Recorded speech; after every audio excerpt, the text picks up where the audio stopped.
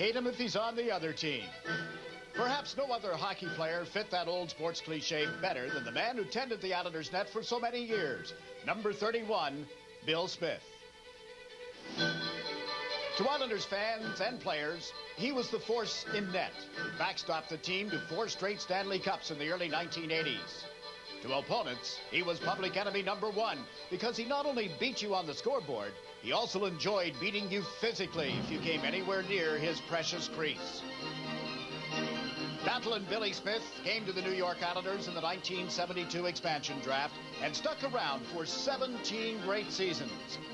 Along the way, he won more than 300 regular season games with a style that was daring and sometimes even a little reckless. But his true time to shine was in the playoffs, where he compiled an incredible 88-win, 36-loss record and a measly 2.73 goals against average. Smitty's secret? He simply hated to lose. Smitty was the greatest competitor of the whole. That's what made Smitty so good. I mean, Smitty would kill to win. I mean, he hated to lose with a passion. And he was such a great competitor. That's what made Billy Smith unique. On occasion, that intensity would even spill over onto the practice rink, which sometimes made for interesting interaction between Smitty and his teammates, even superstars like Mike Bossy.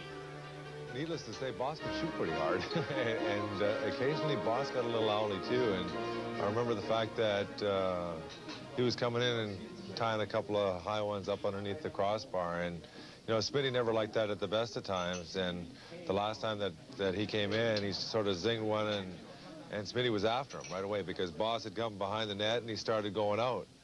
So I just sort of really intercepted him, and basically what I said, you know, this guy, you know, is putting money in your pocket. I said, you know, you got to leave him alone. Eventually, Smitty's teammates and even Coach Al Arbour realized the best way to get Smitty ready for play was to leave him alone. Game days, I didn't want, after a couple of years, I didn't want Smitty around the rink at all. Because when I considered him then, he was our #1 goaltender. I wouldn't allow him around the rink because it would be chaos. In the morning, he'd get ready. He'd start getting himself ready the day before. So if you bring him to the rink the day of the game, at practice that day would be nothing but confrontation things continually going on. If somebody raised the puck a foot off the ice, Smitty would have a fit, and then he'd get in a hassle. So I'd tell him to stay home. I wouldn't allow him in the rink, at the rink, the day of a game. Playoff time. Pardon? Playoff time or? During the regular season. The day of the game, if he was playing, I wouldn't allow him at the rink. Because he got himself ready starting the day before. And that's when he just got into his twilight zone, and he was ready to play. At no time in his career did Bill Smith appear more ready to play than in the 1983 Stanley Cup Finals. The only roadblock to the Islanders' 4th straight Stanley Cup was a Wayne Gretzky-led Edmonton Oilers team which had averaged more than 5 goals a game during the regular season. Smitty angered the Edmonton fans by using his stick on Gretzky early in the series, but he angered them even more by his play in the nets. Incredibly, Smitty held the high-powered Oilers to only 6 goals in the entire series, and the Islanders swept Edmonton 4-0. Not surprisingly, Smitty was named the playoff MVP. And also not surprisingly, he accepted the award in typical Bill Smith fashion. Proud of you for hockey, the excellence you showed. You led your team.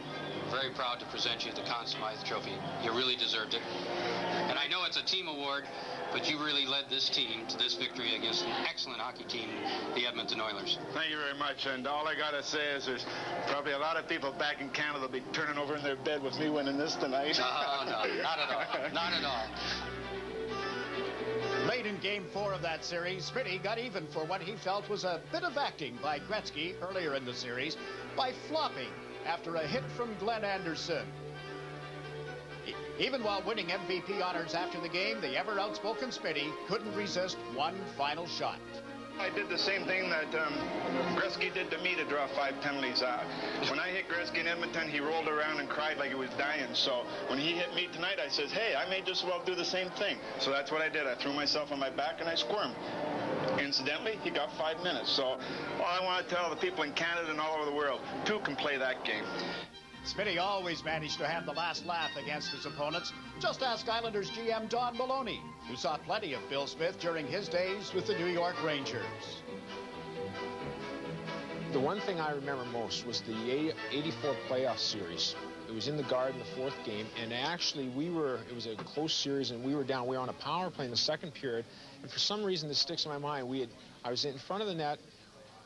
I was screening him, and actually he had fallen down. We'd scored a goal, and I just turned around, I reached, and I just happened to grab his stick as it was coming to chop me.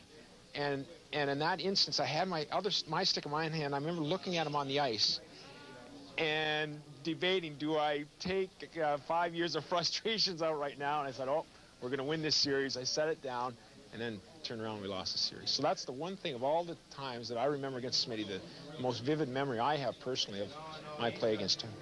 Another inch, and I would have been bleeding from some part of my body. Who the heck knows? As all hockey fans know, Smitty and the Islanders had the last laugh in Game 5 when Ken Morrow scored the series winner in sudden death overtime. Overlooked in all the euphoria was a great save by Bill Smith only seconds before the goal that kept the game tied and enabled the Islanders to win. Bill Smith's contribution to hockey history will not be overlooked this afternoon as his number 31 is raised to the rafters. Join those of Mike Bossy and Dennis Potvin in Islander immortality.